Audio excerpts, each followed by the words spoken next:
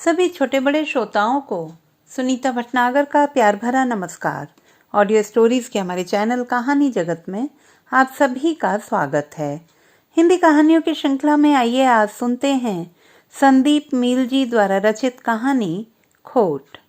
मेरे एक बहुत ही अजीज दोस्त की शादी थी।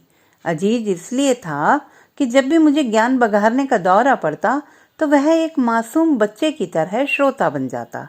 वह मुझे सहन करता था या मैं उसे, यह तो अभी तक तय नहीं हो पाया, मगर इतना तय जरूर था कि कोई तीसरा हम दोनों को सहन नहीं कर पाता। अजीब मुसीबत आ पड़ी थी। उसके दिमाग पर पढ़ने की धुन सवार हो गई और मेरे दिमाग पर पैसा कमाने की। आज तो साफ हो गया है कि ना तो वह पढ़ सकता है और ना ही मैं पैसा कमा सकता हूँ। लेकिन उन दिनों को कौन समझाता जब हम ख्वाब को हकीकत मान लेते थे। अब हालत यह है कि हकीकत भी कभी कभी ख्वाब सी लगती है। बहरहाल हम दोनों अपने अपने रास्तों पर चल पड़े थे, यह जानते हुए भी कि कभी भी भटक सकते हैं। वह बेंगलुरु पढ़ने चला गया और मैं दिल्ली कमाने। 3 साल गुजर गए। मैं इतना कमा लेता था कि खुद का पेट भर जाए और वह पास होने भर को पढ़ लेता।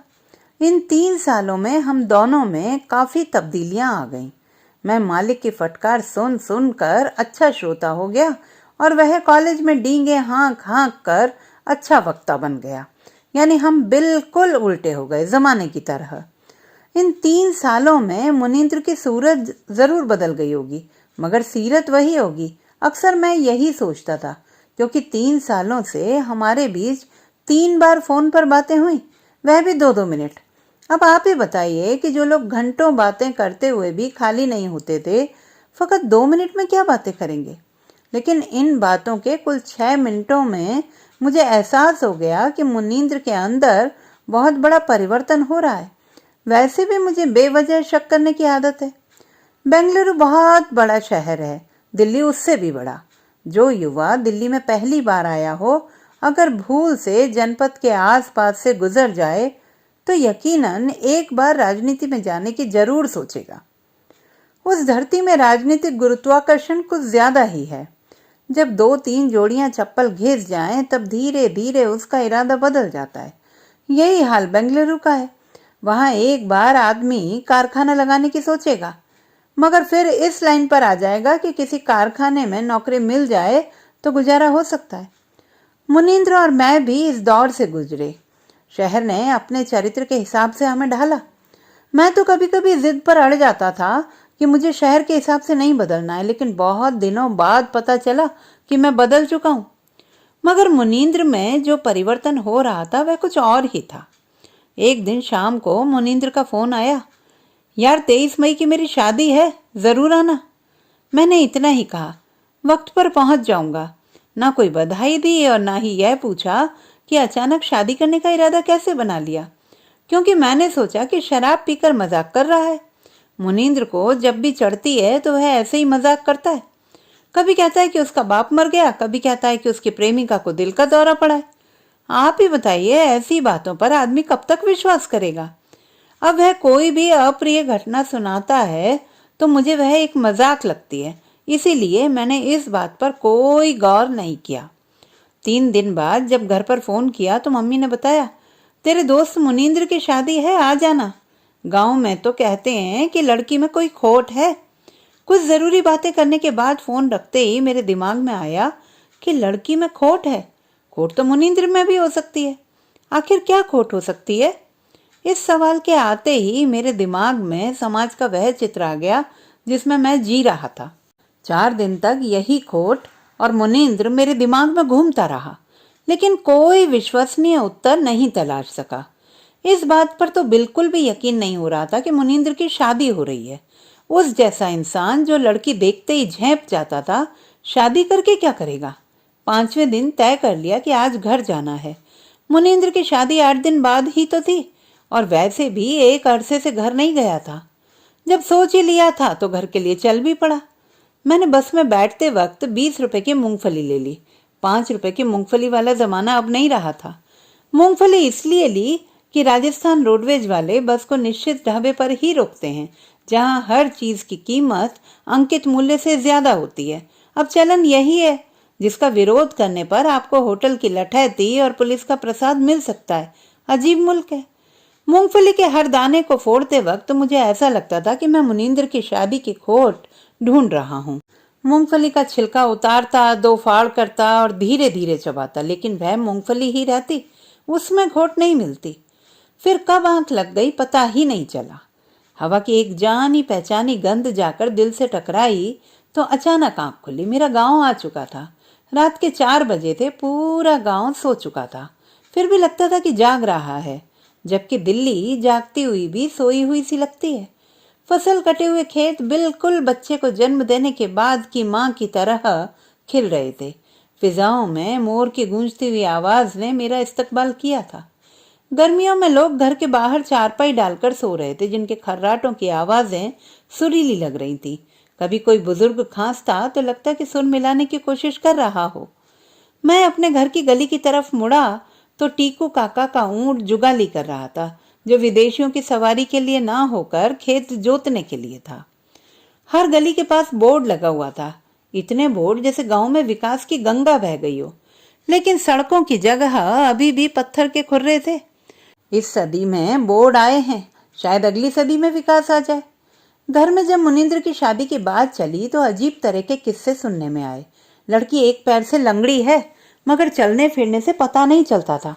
यह रिश्ता पैसे के लालच में हुआ है। लड़की में कोई जरूर खोट है। जब मैंने घर वालों से पूछा कि आपको कैसे पता कि लड़की में खोट है, पूरा गांव यही कह रहा है। सभी का एक ही जवाब था।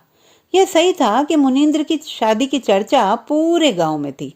जितने मुंह उतनी बातें। वैसे लड़की को किसी गांव वाले ने देखा नहीं था। मुनींद्र और उसके घर वालों के सामने कोई कुछ नहीं कहता, मगर पीछे से इतनी बातें होती कि बताना मुश्किल है। उस लड़की के बारे में जिसको लेकर शादी वाले दोनों पक्षों में कोई दिक्कत नहीं थी। लड़की की उम्र के बारे में तो 35 से लेकर 50 साल तक कोई कितना भी बताने का अधिकार रखता हो। जैसे आजकल उस लड़की में खोट निकालने के लिए मुनींद्र की काफी प्रशंसा होती है। लोग मुनींद्र के ऐसे गुण निकाल के ले आते कि उसे खुद पता नहीं कि वे गुण उसमें कब विकसित हो गए। कुल मिलाकर बात यह थी कि मुनींद्र आजकल गांव में हीरो हो गया था। एक मैट्रिक का छात्र बोला कि वह लड़की मुनींद्र के बाप के जोड़े की है। जो शादी का क भी नहीं जानता, वह भी मुनींद्र की शादी पर फौजदारी वकील की तरह भाषण देता। मेरे दिमाग में इतनी बातें भर दी गईं कि मुझे उसकी शादी ताजमहल से भी बड़ा अजूबा लगने लगी। लोगों में एक अजीब उल्लास था। कुछ तो ऐसे थे कि कोई नई बात इस शादी के बारे में नहीं सुनते तो खाना ही हजम नहीं होता। बारात के पहले दिन मुनींद्र के घर पर पार्टी थी, जिसमें लोग बिना बुलाए ही पहुंच गए। अगर राष्ट्रीय मीडिया को इसकी खबर लग जाती तो देश के तमाम मुद्दे छोड़कर इस शादी को कवरेज मिलता शायद। लेकिन भला हो गांव वालों का कि मीडिया को खबर नहीं दी और देश को इस नए मुद्दे से बचा लिया। पार्टी में लोग खाने पीने का काम छोड़कर फुर्सत मिलते ही खोट की चर्चा में लग जाते। जाते ही मैं मुनींद्र से मिला। इस मामले पर उसकी प्रतिक्रिया जाननी चाहिए, क्योंकि जब इतनी चर्चा हो रही है तब बात तो उसके कानों तक भी पहुंची ही होगी। मगर मुनींद्र का चेहरा किसी रहस्य में डूबा हुआ सा था। वह कोई भी उत्तर देने को तैयार नहीं था। वह घुमा फिरा कर बात को टाल देता। औरतें मुनींद्र को ऐसे देख रही थी जैसे वह दुनिया का सबसे सुंदर मर्द हो और बेचारे की शादी किसी इंसान से नहीं, जानवर से हो रही हो। लोगों की नजरों से उस पर बेहिसाब रहम की बारिश हो रही थी। अरे उसको मार डालोगे? अचानक मेरे ख्यालों का सिलसिला टूटा तो मुनींद्र दाल बाटियों के पास खड़ा था। मैंने भी ज्यादा गहराई में जाना उचित नहीं समझा और शादी की बधाई देकर पार्टी में शामिल हो गया। रात भर नाचने गाने का सिलसिला चलता रहा, लेकिन अन्य शादियों से अलग इस शादी में नाचने गाने में भी खोट थी। लोग नाच कम रहे थे, आंखें ज्यादा नाच रही थी।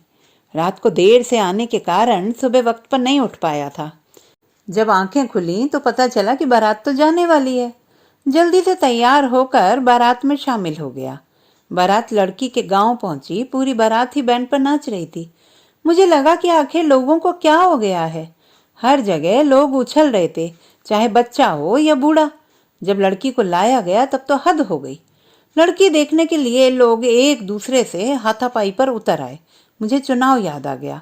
मैंने भी उस लड़की को देखा, मगर मेरी आंखें लाख कोशिशों के बाद भी उसमें कोई खोट नहीं निकाल सकी। या तो मैं पागल हूं या फिर गांव वाले। शादी धूम धड़ाके से हुई। दूसरे दिन सुबह सुबह मेरे एक दादाजी आए। वे बोले, तुम बारात में गए थे? मैंने कहा हाँ। वे थोड़े से शर्माते हुए बोले, मैंने सुना है कि लड़की की मूंछ है। मुझे अचानक हंसी आ गई। नहीं तो। कुछ दिनों तक मुनींद्र की शादी के बारे में ऐसी ही ऊट पटांग बातें सुनने को मिली। फिर गांव वालों को कोई दूसरा टॉपिक मिल गया। तब शायद मुनींद्र ने चैन की सांस ली होगी। बहुत बार सोचा कि इस बारे में उससे बात करूं, मगर बचकाना समझकर नहीं कर पाया। वह पहले ही बहुत अजीब था, अब इस शादी वाली बातों से बहुत ही अजीब हो गया है। जब भी मिलता है तो खोया खोया रहता है। न मेरी बातों में दिलचस्पी लेता है, न कुछ बताता है। मुझे लगा कि अब शायद मैं उसे सहन नहीं कर पाऊंगा। एक रहस्यमयी चुप्पी सहन करना मेरे लिए सबसे खतरनाक है। धीरे धीरे मुनींद्र से दूरी बनाना शुरू कर दिया, फिर भी वह मेरे दिमाग में उसी तरह छाया हुआ था। आजकल हम दोनों गांव में ही रहते हैं। उसने पढ़ने का इरादा छोड़ दिया और मैंने कमाने का। कुछ दिनों बाद मुनींद्र फिर से मेरे जहन में आया, लेकिन इस बार एक सवाल बनकर। हुआ यूं कि उसकी बीवी की नौकरी लग गई। उसकी नियुक्ति जैसलमेर में हुई। गांव में खबर फैली कि मुनींद्र की बीवी ने उसे तलाक दे दिया। खोट तो उस लड़की में था, फिर उसने मुनींद्र को तलाक क्यों दिया? इस सवाल का गांव वालों के पास कोई जवाब नहीं था, मगर मुझे लगा कि मैं जवाब के बहुत नजदीक पहुंच रहा हूं। इतवार का दिन था। मेरे एक दोस्त डॉक्टर नरेंद्र ने मुझे मिलने के लिए बुलाया। आजकल आवारागर्दी कर रहा था तो वक्त की कोई कमी नहीं थी, इसलिए 10 बजे के आसपास ही डॉक्टर के यहाँ चल पड़ा। नरेंद्र गुप्त रोग विशेषज्ञ है।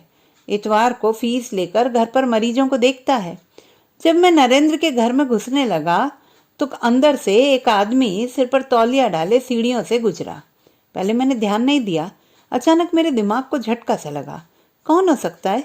दिमाग ने एक स्केच बना लिया, लेकिन चेहरा समझ में नहीं आ रहा था। अंदर जाते ही नरेंद्र बोला, यार तुम भी अजीब हो। मैंने तो शाम को बुलाया और तुम सुबह ही टपक पड़े। मैंने कहा, यह अभी अभी गया है। उस मरीज को क्या बीमारी थी? अरे यार, इतनी दवाइयां बाजार में हैं जिनके सेवन से इसकी मर्दानगी खराब हो गई है। जब खोट हो गया तो बीवी छोड़कर चली गई। अब मेरे पास आया है। नरेंद्र बड़े मजे से कह रहा था। खोट? नाम क्या था इसका? मुझे पसीना आ गया। नरेंद्र हंसा। तुम लेखक लोगों को बीमारी में भी कहानी सूझती है। मुनींद्र नाम है उसका। मुनींद्र? कोई और भी हो सकता है, लेकिन मैंने मन में तय कर लिया था कि खोट है तो जरूर मुनींद्र ही होगा। आज अफसोस होता है कि गांव वालों ने जीवन के लिए कहानी बुनने की खातिर और लेखक ने कहानी के लिए जीवन बुनने की खातिर कितना बड़ा बवंडर रच दिया। मुनींद्र और सरोज आज भी एक सफल जीवन जी रहे हैं।